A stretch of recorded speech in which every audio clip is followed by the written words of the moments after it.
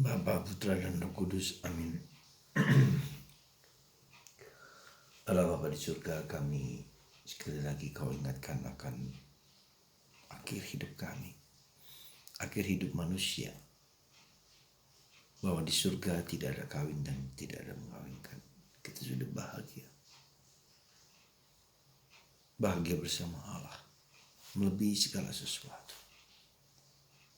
Bantu kami ya Bapa untuk memahami, menghayati, dan mengalami bahwa surga yang kami cari adalah surga yang sungguh-sungguh melukiskan kebersatuan kami dengan Engkau, dengan Bunda Maria, Yosef, dan para kudus lainnya. Terpujilah namamu kini dan sepanjang segala masa. Amin. Saudara, sekali lagi kita sebagai orang Katolik diingatkan dan disadarkan bahwa hidup kita, akhir hidup kita itu sudah jelas, sudah sangat pasti. Ya.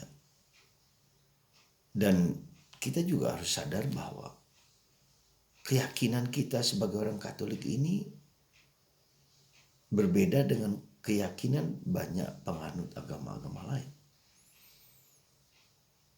Dan seringkali secara logis mereka menentang ajaran-ajaran kita.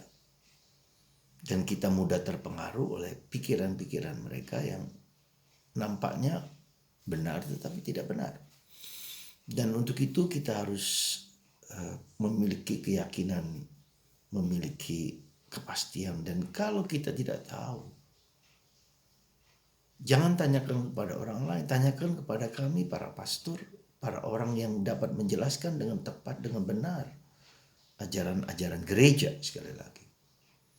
Jadi bukan hanya ajaran para pastor, ajaran seorang imam atau siapa, ajaran gereja.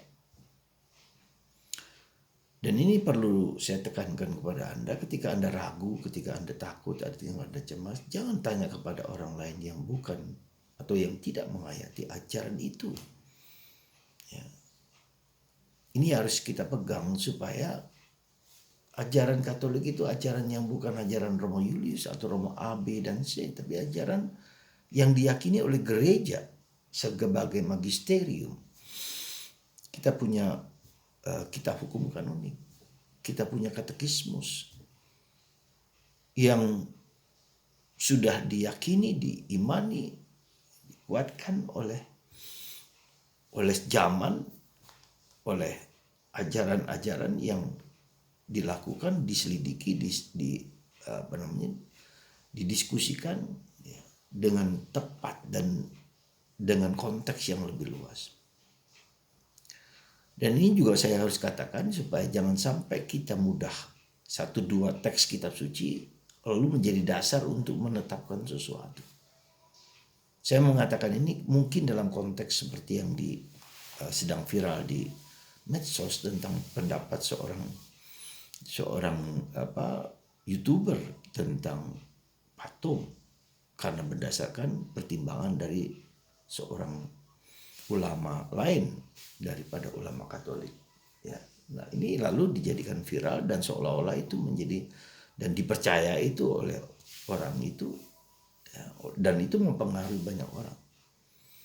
Jadi kita tidak bisa dan tidak boleh hanya karena pendapat seseorang, hanya teks kitab suci tertentu yang seolah-olah memberikan suatu penegasan. Nah, itu supaya kita ingatkan. Jadi kalau kita ragu, jangan pernah, sekali lagi jangan pernah mencari informasi dari konteks di luar Katolik.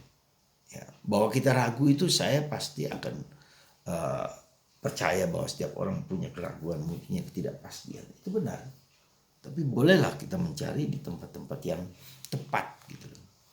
Ya, di dalam gereja Katolik atau dalam ajaran Katolik atau di dalam diri para pastor. Kalau tidak dapat diketahui, carilah di dalam ajaran gereja. Ya, jadi ini suatu peringatan bagi kita semua di dalam dunia yang serba bebas, serba mendengarkan ini. Menurut saya lebih positif adalah tanyakan kepada yang berwenang. Itu yang pertama. Yang kedua, sekarang ajaran kita tentang akhir zaman.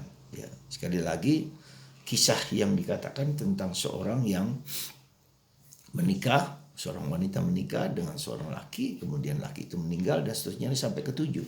Ya, ini sekali lagi suatu perumpamaan yang cukup aneh, tetapi itulah menurut hukum Levirat. Ya, bila hal itu terjadi, lalu wanita itu milik siapa? Milik yang pertama, kedua, ketiga, keempat. Nah, coba kita lihat. Ini saja suatu pengalaman kemanusiaan yang mau diterapkan di surga. Yesus mengatakan kalian sesat. Di surga tidak ada kawin dan mengawinkan. Sekali lagi saya katakan tidak ada kawin dan mengawinkan. Dan itu menunjukkan kepada kita sekali lagi sebagai orang Katolik bahwa apa? Ketika kita sudah mengalami kebersatuan dengan Allah, manusia tidak lagi butuh hiburan-hiburan, butuh kekuatan-kekuatan nafsu. Nafsu itu hanya ada satu, cinta kasih.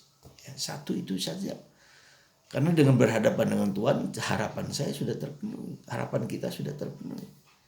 Ya, dan iman kita juga terpenuhi karena kita sudah yakin bahwa iman kita lah yang menyelamatkan kita. Ya, jadi sekali lagi itu sesuatu yang harus kita sadari dengan sungguh-sungguh. Di dalam persatuan dengan Allah yang ada adalah kasih. Dari Paulus menerangkan ini, ya, dari ketiga keutamaan teologal. Sekali lagi keutamaan teologal lo ya, keutamaan ilahi lo, anugerah lo ini.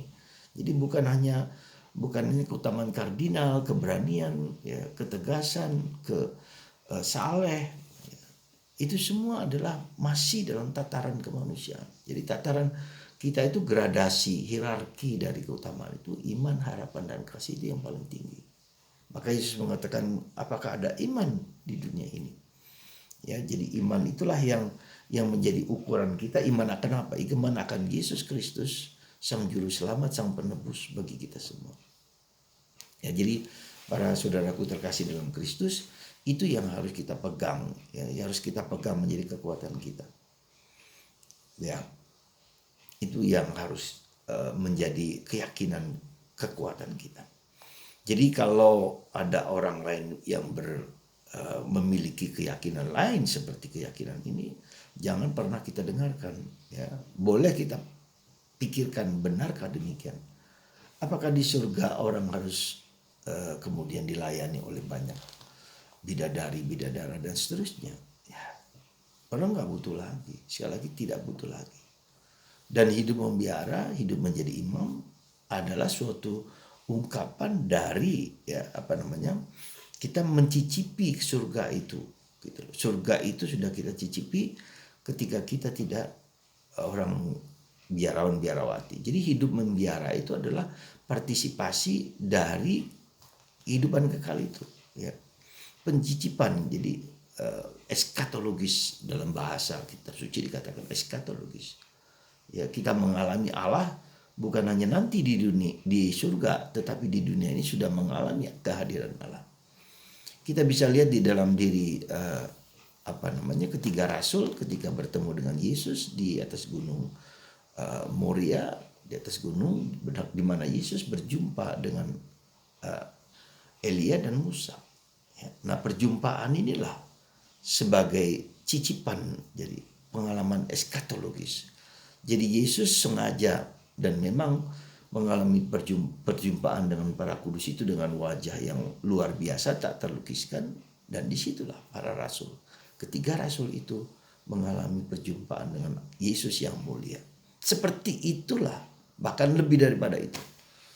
Bahkan Paulus mengatakan apa yang kita alami di dunia ini tidak sebanding dengan kemuliaan yang akan kita alami. Ya, jadi saudaraku, menjelang akhir dari masa biasa dari liturgi kita, ya, sekali lagi kita diingatkan untuk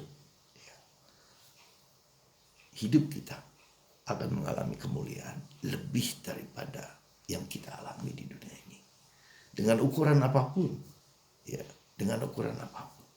Semoga Anda dan saya dan kita semua memiliki keyakinan itu, dan kita percaya hidup di dunia hanyalah sementara, dan yang kita alami di dunia dengan kebahagiaan itu nanti di surga kita mengalami. Dan tetapi di dunia pun kita bisa mengalami hidup surga seperti pengalaman dari Petrus, Yakobus dan Yohanes, dan itu juga dialami oleh para kudus, dialami oleh banyak orang. Ya, orang yang sungguh mengalami Allah, dia sungguh tidak butuh ya nafsu keinginan-keinginan duniawi yang lain. Semoga Anda dan kita semua mengalami perjumpaan dengan Allah, mencicipinya di dunia dan yakin jalan itu yang terbaik di dalam gereja Katolik. Tuhan memberkati Anda semua. Bapa,